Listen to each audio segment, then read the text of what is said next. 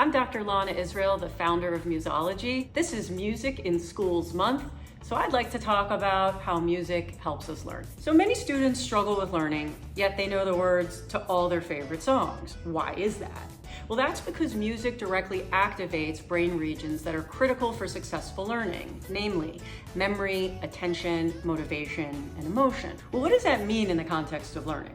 Well, not only are those areas that are critical for successful and sustained learning, but in learning theory and science, the more robustly you can process or encode information in the brain, and the more brain regions in parallel you can use to process and encode information in the brain, the stronger your chances of retaining and recalling that information.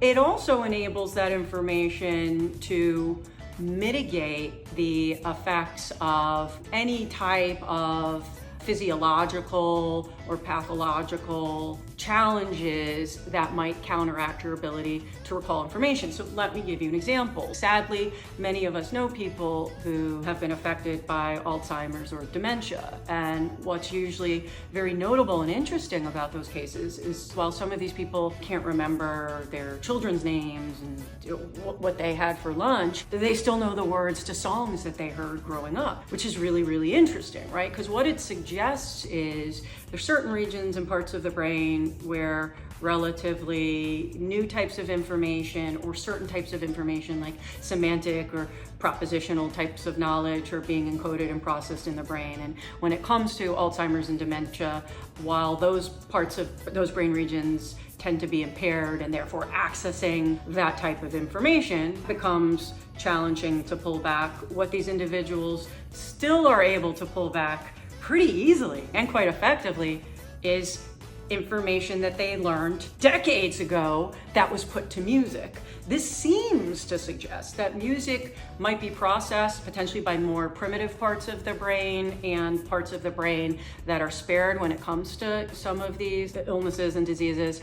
And so that starts to lay the foundation for music doing something to the brain in a way that really makes it conducive to learning, almost kind of like magic, almost like a superpower. And then you layer on top of that a student in school who fortunately isn't suffering from Alzheimer's and dementia, encountering information put to music. Suddenly you have the formula for probably one of the most effective and powerful ways of learning, that is music.